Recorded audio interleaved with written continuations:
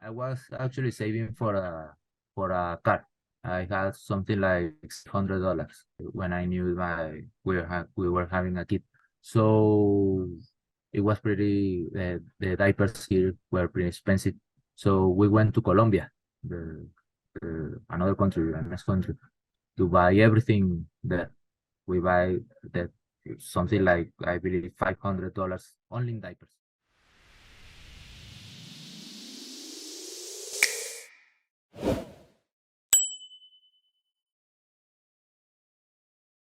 So here we have Maikel Ordaz. He is a Web3 smart contract developer at Takadao.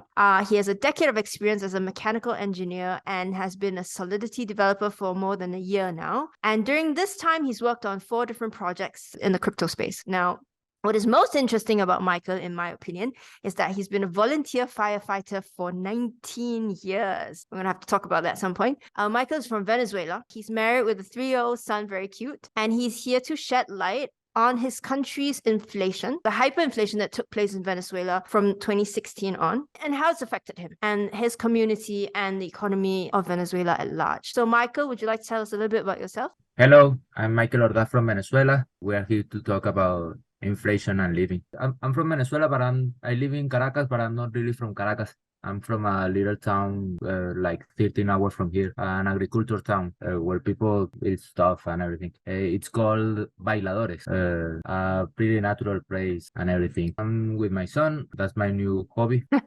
Do you take him with you when you go firefighting? He's walked with me to see the trucks and everything. So when he always saw every fire truck, he always go wee.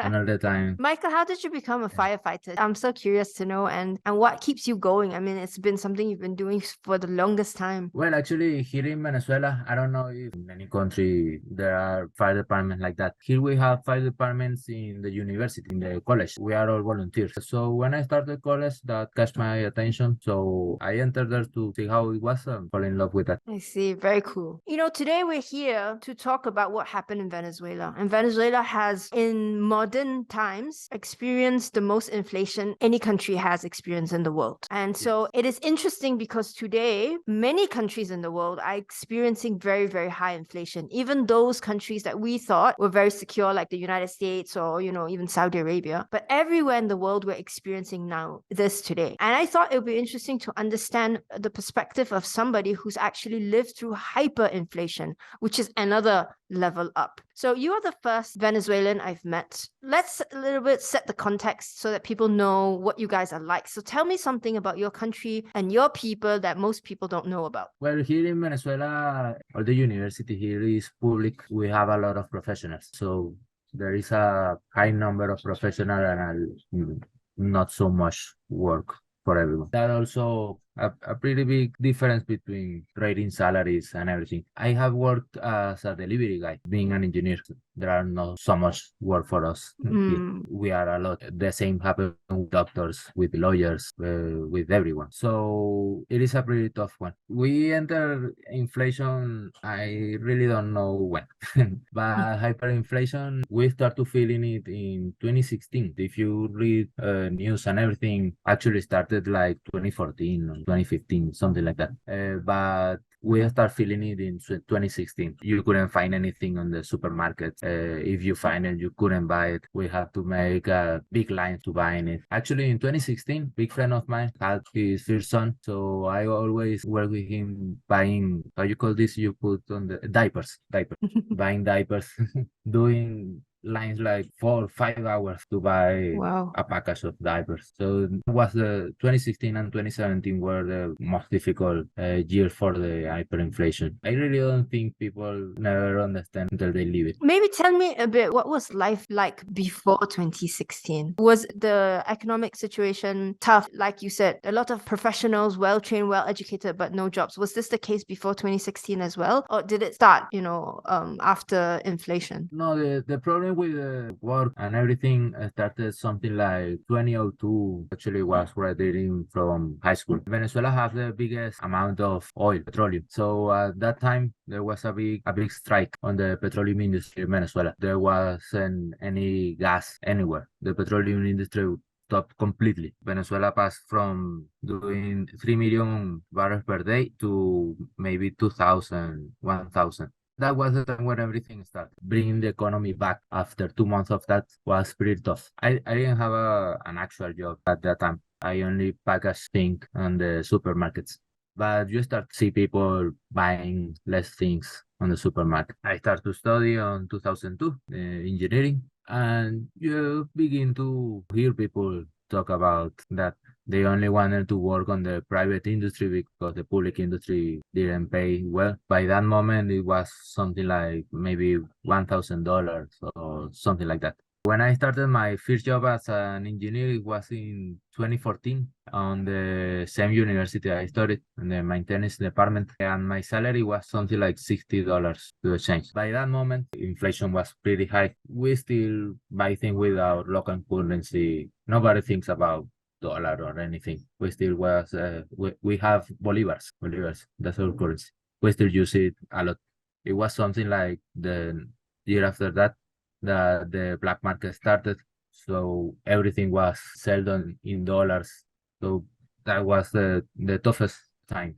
Nobody wanted to receive bolivars, only dollars, but the government didn't sell any dollars. So you have to buy it on the black market and stuff like that. Pretty difficult time. And what did you do to Well, cope? my dad sells groceries and he received a lot of dollars in cash. So we exchange between us because finding it in the black market, it wasn't easy. You have to put it on your WhatsApp, send messages on Instagram to see if anybody was selling dollars. So you can transfer him bolivars, he give you dollars and things like that. So I start having a little saving in dollars, buying things in dollars. But at that time, it was difficult. If you have a job, you still can survive with one job by that time, 2016, 2017. In 2018, with one job, it was impossible, really impossible. By 2018, our salary in the university was something like $2.50 monthly, Wow, something like that. that's And insane. the private industry have the biggest salary, but it was something like 30, $50. It wasn't that much. So for me, when I hear about Venezuela, the first thing that comes in mind is Hugo Chavez, and of course how he tried to, make every Venezuelan part of his vision. Okay. Second thing when comes to mind when I think about Venezuela, of course, beside being a Latin American country, is the huge amount of oil reserve that actually surpass even the Saudi oil reserve. I still don't understand. I've been doing some research and looking at what was and what is the real problem. Is it the infrastructure, the logistic, how to extract the oil, how to sell the oil to the potential countries? Is it because Well, they are not actually, part of OPEC? What's the why you're not able to pump the oil actually, in and sell Venezuela, the oil? the oil reserves, there is a heavy oil. So at the beginning, it was very hard to extract the oil. The logistic was very expensive. So the biggest amount of oil is in the south part, but we couldn't extract it. We only could extract the west part of Venezuela because it was the light oil reserves. By that time, we are extracting from the south also on the Orinoco River. When Chavez was on the presidency, the oil price was really high, really, really, really high. So he didn't need to bring new technology to extract heavy oil from somewhere else because by that time the oil prices was something like 130, I believe, something like that was the biggest price when Chavez was. So he started giving poor people a lot of. He only transfer money to their accounts, something like that. So he started gaining a lot of people, a lot of people, because they didn't have to work to have money. So everything started changing. By some time, they don't receive the money, so only receive the bag of food. Like that, he started to gain a lot of poor people. Actually, I lived before Chavez, but I didn't have the mentality of seeing what happened in the politics. When Chavez started his presidency, it was 1998, so I was 13 years old. I didn't think about that. So he's the only politician I know, basically. The only government I know Chavez and now the new president, Maduro. But when I start working, the only thing that I could buy by myself was a motorcycle with my money, and I actually saved a lot for that, a lot of time. But buy a car with the salary here, impossible. It's really impossible. A house, nearly impossible.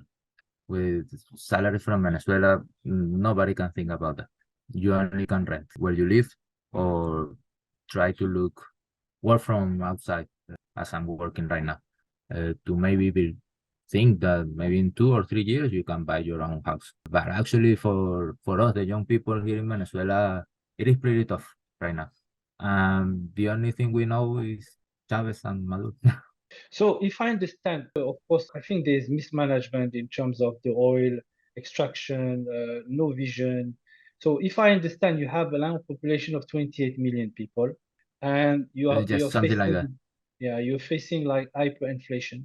So I want to understand, let's say I'm a regular guy like you, or your father, let's say, and I have my money in Bolivar, and all my money, I could be like a millionaire in Bolivar, and you're telling me that overnight the Bolivar start to depreciate and start Yes, having almost no more value. What do you do? What's your right first now, reaction? Are you buying car, right now, motorcycle to preserve? What do you do?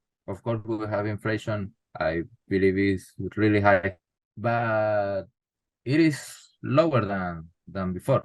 So people don't think a lot about that right now. There is a curious statistic. I don't know if you call it like that, but if you have bolivars in 2007 and you buy $1 million with those bolivars, right now you wouldn't have even 1 cent of dollar with that amount of bolivars.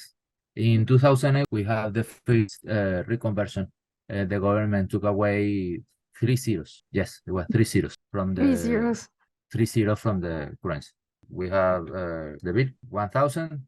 It was 6 months, both bills going together, and after 6 months, those 1,000 bolivars was 1 bolivar. They took away 3 zeros because doing math it was nearly impossible for the banks. The second one was in 2018. They took away six. Actually, when they did that, I was training in Japan when they did the reconversion. So when I went back to Venezuela, it was a mess. I didn't know how to buy things. I saw the bank account. I didn't know how to pay. It was a really mess. And last year, yes, I think it was 2022 or 21. I don't remember. They took away another five. Wow. So we have That's like 14 zeros already. yes, there are. No, you cannot see. On Instagram, there are a lot of accounts where you can see the daily price of dollar. So you can see if it goes up, if it goes down. Right now, you can buy dollars in a legal way directly on the bank, but we have restrictions. You cannot buy more than $100 per day. So if I understand, still today, a suitcase of Bolivar to buy, let's say, a liter of milk. Previously, in maybe 2016, if you have bolivars if you receive your payment on the morning and you haven't buy dollars by night, you only spend it. You cannot have it more than 1 day on your bank account because it was lost. So it was better to buy anything, whatever. Right now you can wait a little more because it is more stable right now, but a little more is not that much. Maybe a week and a half. If I have bolivars and I cannot buy dollars, I prefer to buy medicine for my mom or something like that. Toy for my kid, anything. If you cannot buy them, so it is Wow. better to spend it. I was going to tell you what were the alternatives for the laymen if they cannot find dollars, as you mentioned. What was some of the refuge they were going after? And I guess it was the entire population being locked into that drain. Yes, actually, in my hometown, there in Bailadores, there was a lot of interchange. I give you this and you give me this. I give you Yeah, this butter. bag of butter, and that. I give you this watch and you give me those tomatoes. That went on the rural parts, on the town, in the country. But here in capital, you bought dollar on the black market. If you cannot buy it, you cannot buy, you buy anything. And that maybe I believe it was 2014, 2015. People start talking about Bitcoin a lot. Before I go to Bitcoin, were at any time the Venezuelan population, when they faced this very difficult time, were they supportive to one another, or you saw mostly strike, interfight, violence erupting? How was the sentiment on the street, and how was I would say, the So there, safety there or were what? a lot of strike. The biggest one were in 2014 and 2017. They last pretty much the whole year. 2014, I believe it was completely 2014, and 2017 maybe 4 months. Uh, Pretty violence. Those strikes. People went to streets. Um, the army, the army, uh, how you call it, shoot the people, and there were tanks, police department, everything. A lot of dead people on those strikes, mostly the ones on 2014. A lot of people got got on jail, still are in jail, and they are considered right now by the government as political prisoners. But they are common people that were a lot of young people. If you were over 18 years old and they caught you, you you were in jail. A lot of death ones. There was also in 2017. After the ones of 2017, started the big migration. A lot of people went out from Venezuela. A lot of people. Uh, some numbers, there aren't official numbers, but some numbers say that 6 million people went out from Venezuela to another countries. You know, as a parent, what we try to do is to provide a future for our families, so we we want to save money. We want to make sure that let's say you save for the future of your family and yourself, of course, and your children. And as a parent, what do you do when you can only hold on to money for a couple of weeks before it's lost its value completely? How do you plan for the future? How do you save? How do you, do anything actually? Well, actually, being a parent was a big change for me. It opened my mind and changed me completely. I suppose that happened to everyone.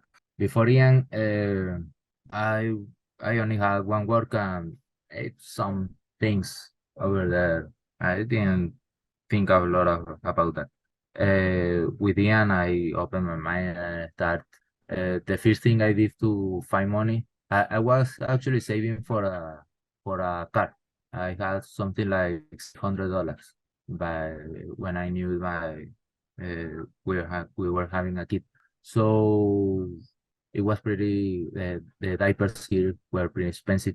So we went to Colombia, another country, the next country, to buy everything there. We buy that something like, I believe, $500 only in diapers, and bring that here. Actually, I didn't have to buy any diapers here where he was. Yeah. But there a lot of things, clothes, little chairs, some toys, things like that, with the money I had saved. And I start doing anything. I I was uh, going up on the public buses to sell that. That's is a lot. That's pretty common here. A lot of people do it, to sell these candies, chocolates, the public buses. So I went to work. When I got out from work, coming from home, the bus I take, I sell candies. Somebody bought me. I went down. Yeah, but We go up even in with another one. the money that you make selling the candies, how do you preserve the value? How do you make it so Uh, that it doesn't disappear? yes, so by that time I couldn't do anything. I I wasn't receiving a lot of money to think about saving. It was nearly impossible. After that, I started working as a delivery guy with my motorbike, with my motorcycle. I start earning more money, so I start creating some strategies. Actually, I'm buying things with crypto since way before that. So I had my hardware wallet with mostly nothing on it, but I had it. So I start to creating something like a strategy. And for long term, I save on my hardware wallet. For midterm, I buy dollars, and there's nothing safe for long term. For long term, where everything I need, I bought it directly with bolivares if I have it. I try to not spend any kind of dollar of crypto. I only spend bolivares. Uh, I try to do it that way. Uh, so that actually helped me. But I start thinking so on the future. Yesterday, my son finished his first year on school, so I saved the whole year to pay the school. I had it on my hardware wallet. So if I want if I lose my job, I know I have that for him. So I don't have to take him out of school. And I have saved for that. I have a lot. I have enough to pay the next year, maybe part of the next one. And that is reserved only for that. Only for that. I don't touch that for anything else. I can touch everything else, but that for school I don't touch. Um, the health services here are pretty tough, but I don't have any health insurance, but we have the benefit as I'm a firefighter, I have pretty easy access more than Mm, a lot of people to ambulance and things like that. I And my see. wife, she works on a public hospital on the emergency room, so we also have that benefit there. So on the health part, we don't have a lot of problem in emergencies. But I also have uh, a little safe for emergency, like buying medicines and things like that. And I have another saving for personal purpose. From now, buy a car to be able to go out with my son everywhere. Absolutely. So you say that you are saving now, and the only way you can save properly is in US dollar or in crypto. So I guess my question is, how do you come to crypto? Like, what was your journey to crypto? I don't know why, but when people here start to talking about crypto, the first one was Bitcoin, but nobody understand that. And it was pretty early on the life of Bitcoin. But by I, maybe 2016, uh, a lot of people were talking about crypto called Dash, Dash, and actually they had office here. They launched an app.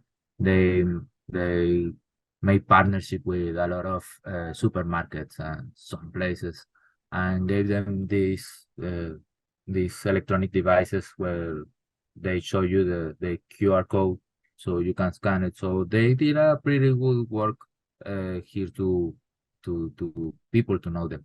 So a lot of people start uh, paintings with Dash. That was my first, uh, my first attempt on crypto using Dash. Mm. Uh, every Bolivar I received, it was easier to buy Dash than to find dollars on the black market.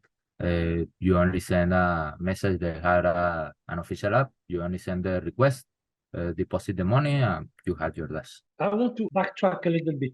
So let's say the crisis is there, then you need to buy crypto. But before you go to crypto, you were not allowed by the law to own dollars. It was No, illegal or it was legal? illegal completely, completely. Completely legal. Yes, you buy So it and sell it like on movie with drugs. They put the prices on the supermarkets. They start to put like this thing costs like 5 apples. They put something green, whatever, an apple, a broccoli, a lettuce, whatever.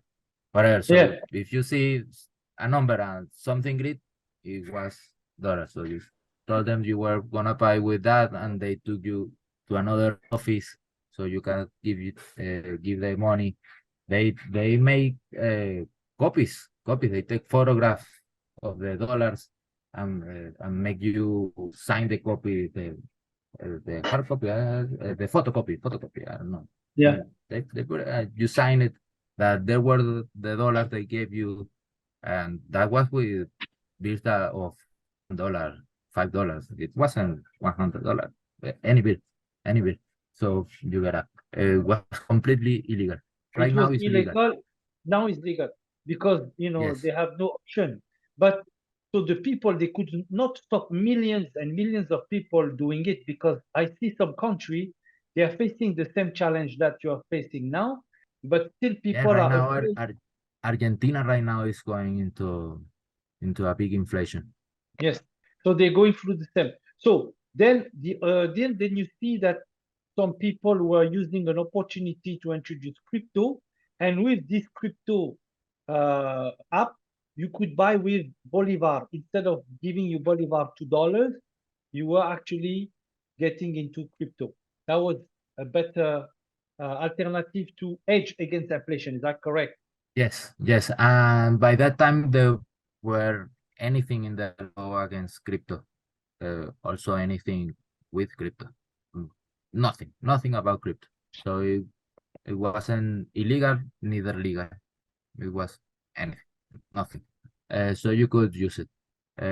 By 2020, the government make an official office to regulate crypto investment and crypto payments and that thing. So people receiving payments in crypto, they have to fill a form. I really don't know how that works, but right now it's legal with something with the government. So can you, let's say you don't use bolivars and you don't use US dollar, can you live in Venezuela just with crypto? Yes, you can be actually unbanked. You only have to know where to buy. A lot of people here, actually, that's mostly the only one use. It is Binance. A lot of people use Binance. So Binance have a service of called Binance Pay. A lot of people pay through Binance Pay, send money through Binance. And Binance receive bolivars, and it have a P2P market bolivars, so you can sell and buy with bolivars. But suppose you go to the supermarket or you want to buy a car, can you pay with crypto? A car is pretty difficult. It depends of if the people receive it, but big supermarket, they have their account, their finance account there. So you only have to scan the QR code. The automobile industry here in Venezuela is pretty paralyzed. There are mostly non new cars, so you only buy used car. I see. So it depends on the seller then. Yeah, yes, only the seller. So where do you see this going? Do you think crypto adoption will grow in Venezuela, or do you think they will somehow end up falling back on the US dollar or some other currency, fiat? Well, actually, I don't know what happened here in Venezuela in pandemic, but situation here in Venezuela get pretty well with the pandemic. Uh, I say that I don't know what happened because I don't know what were the economic movements of the government, but you can see people going better. It's not good enough, but it is better. So maybe that thing put in a slow motion the crypto adoption here in Venezuela. If that didn't happen, I believe everything right now would be selling crypto. But the thing that you can buy now dollars in a legal form, put that in a slow motion, because not a lot of people have access to the internet in Venezuela. it is the lower in the world, I believe. I read something about that years ago. I don't know if right now it's still the same, but it is the lower one. So the people work a lot, so they don't have time to be researching and everything to see how crypto works. The crypto adoption it was used only to buy your daily basis. It wasn't just to any savings. So if you have access to dollars right now, a lot of people use dollars right now. So the dollar has replaced more or less the bolivar. Yes, yes, yes. Actually, it is easier to find dollars in cash than find bolivars in cash. Right now, you have to buy the bolivars in cash. You have to buy. Oh, You have to find somebody that has cash and buy to pay the public buses, to pay the metro. They only receive cash, so you Yeah, have to buy. but I mean, but cash is kind of problematic, right? So I mean, imagine if you want to buy something that is digital, like so you have to pay for everything in cash. Thing in sort of the global economy in general, I guess. Yes, yes. We don't have access here in Venezuela to any international account. I mean, if you go to the bank here, the only account you can open are only locally. So of course you can transfer money to another people in Bolívares and something like mm. that. In any way, I can receive money from outside, opening an account here in Venezuela, and if you travel and open it, a lot of people go to the US to open bank account there and use it here. But a lot of bank in the US have blocked the Venezuelan users. And some other in other countries you have to use VPN and it is more difficult. So if you're keeping everything in cash, so what do? You just put it in under your mattress? In dollars, you mean? Yeah, in Yes, dollars. something like that. I don't have under my mattress. I have it on envelopes. So I Don't have say, an don't say. envelope. If somebody is gonna come rob you, don't tell us how you keep your cash. Yeah, so I You- have it there. I put names on the envelopes, medicines, toys, and things like that. So I have a question here. Because of the very low internet penetration, I would say like 70% of the people might not have even access to a mobile phone, internet, because they are not connected. And the population that is, on a certain age as well. So the penetration of and an adoption of crypto must be very low, must be only 10% of the population, maybe or maybe less, that have access to this mean of thing. That's why the dollar has been, gaining momentum versus crypto. Am I correct on that, or Yes, is it yes, what? of course.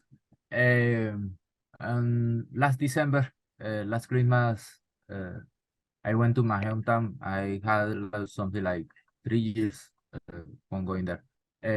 And by that time, I had practically all my money on crypto. I took there some dollar in cash and some bolivars in my bank account, and I thought that would be enough, but it wasn't. So it was a really difficult. Uh, I had a difficult hard time to find internet connection.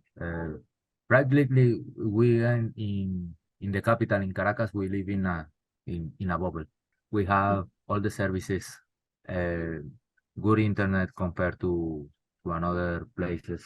Uh, Private internet companies. Actually, I had to pay for one to be able to work from home because the internet in Venezuela is something like 1 or 2 megas per second.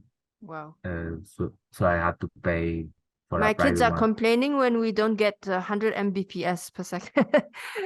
You have one. I pay $80 for 20 Oh, wow. right now. So actually, we live in a bubble.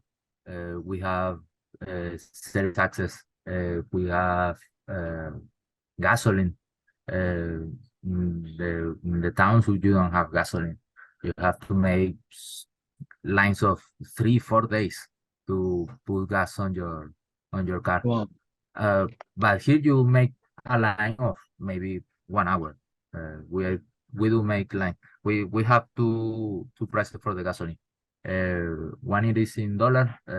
We pay half a dollar per liter, and the other price that here in Caracas there are only 5 gas stations with that price. It is like 1 bolivar per liter. That is like less than a cent of dollar per liter. So if you cannot pay the dollar one, you go to that and you make lines of maybe 1 hour, 2 hours. But in the towns, you only have access to that one and you make lines of days. Wow. So we live in a bubble. So the crypto adoption is only on the big cities, Yeah. mostly. Here in Caracas, Yeah. Maracaibo is the biggest one.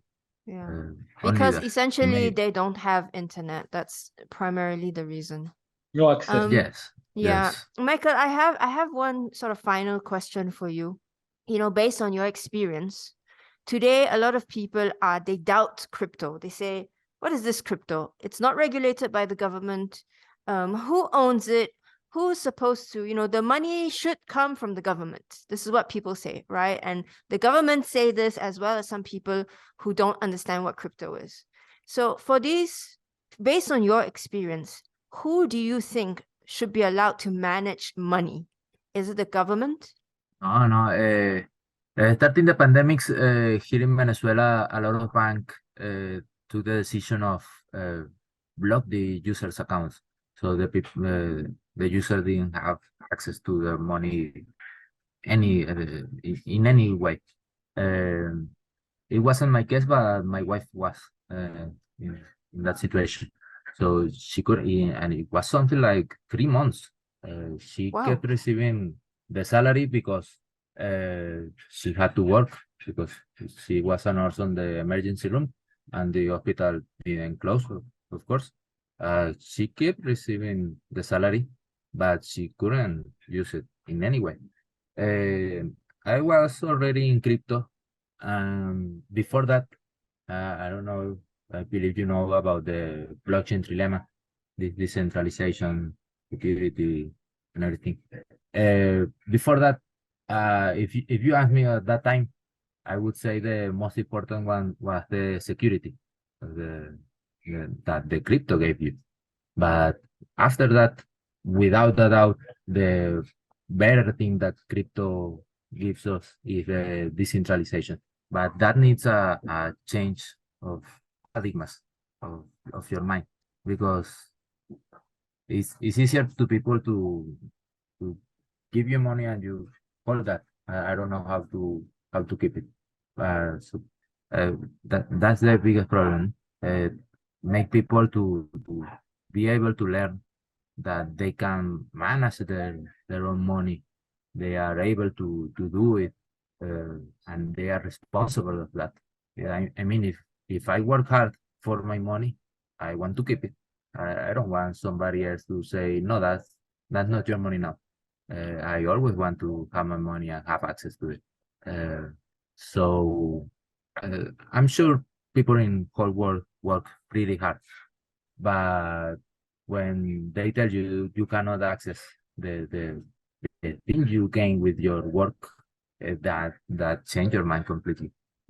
And if you have to keep going to work because you have the fear to lose it, it's not fair.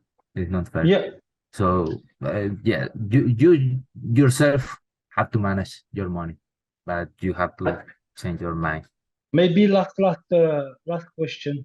Do you think for the people listening here that are living in a beautiful situation, life, and do you think that you would have ever think this would happen to you, a country that was known for oil productive country and being like very stable, because for the longest time Venezuela was very stable because in comparison to other Latin America, they had the oil reserve. Yes. Do you think that this would ever happen and touch you? And what do you advise other nations that live in a comfy environment, thinking that this might never happen? What's your advice on that? Of course, it can happen to everyone. Um, the politicians have a lot of uh, to see that. Of course, if you have some government that doesn't do the right management, you cannot do most of the things. But here in Venezuela, the people also, as I say, we change our mind and we stop. If the government don't go out, I have to leave, so I have to work. So there are no strikes right here, right now here in Venezuela, because people are busy working, busy working.